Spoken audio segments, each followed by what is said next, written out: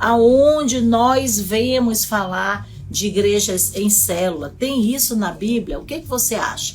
Se você está aí comigo, vamos lá. Atos capítulo 2. Atos capítulo 2.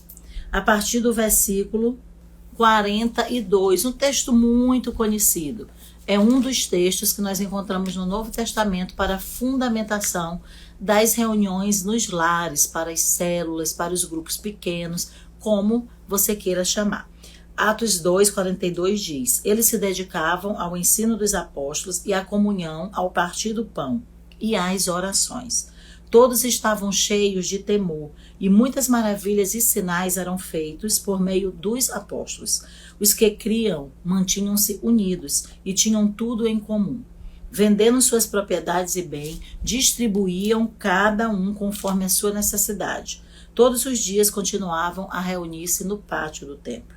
Partiam o pão em suas casas e juntos participavam das refeições com alegria e sinceridade de coração, louvando a Deus e tendo a simpatia de todo o povo. E o Senhor, preste atenção, e o Senhor lhes acrescentava diariamente os que iam sendo salvos.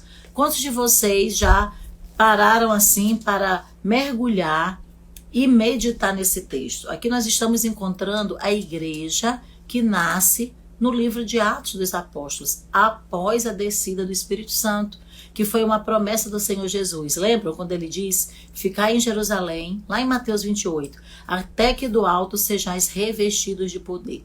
E em Atos 1 nós encontramos, Atos 1:8, ao cumprir-se o dia de Pentecoste, estavam os discípulos todos reunidos no mesmo lugar. E aí você sabe, né? Veio um som como de um vento impetuoso, encheu a casa onde eles estavam reunidos e pousou sobre cada um deles línguas como de fogo, e eles ficaram cheios do Espírito Santo.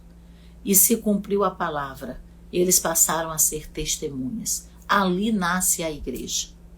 Algumas pessoas perguntam assim: mas esse nome célula não tem na Bíblia. É verdade, não tem esse nome célula na Bíblia.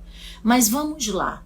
O que é uma igreja em células? Eu quero trabalhar com você algumas informações, tá? Você que quer anotar, porque aqui no Clube das Líderes, como a gente já falou, né? É tudo para o crescimento de você, seu crescimento pastora, seu crescimento líder, e através do seu crescimento, crescer o seu ministério e crescer a sua igreja.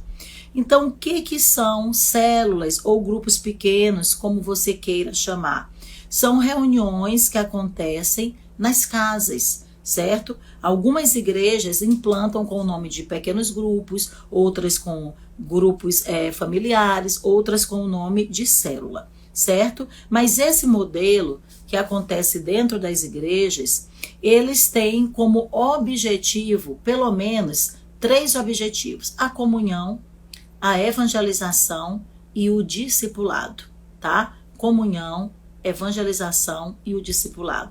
Vou estar falando um pouquinho para você de como a gente encontra isso no livro de Atos e de como nós encontramos isso também em história de igrejas que vivem um grande avivamento e um crescimento dado pelo Senhor. Então, existe uma diferença em igrejas com células e igrejas em células. Muitas vezes as igrejas com célula, os pequenos grupos estão ali, mas eles não são um cerne da igreja, eles são uma opção. A pessoa vai se quiser, vai se não quiser também não vai. Ela não tem um compromisso de estar ali presente, ela não cria um vínculo com aquele grupo. O grupo está ali, mas eles são uma opção na igreja.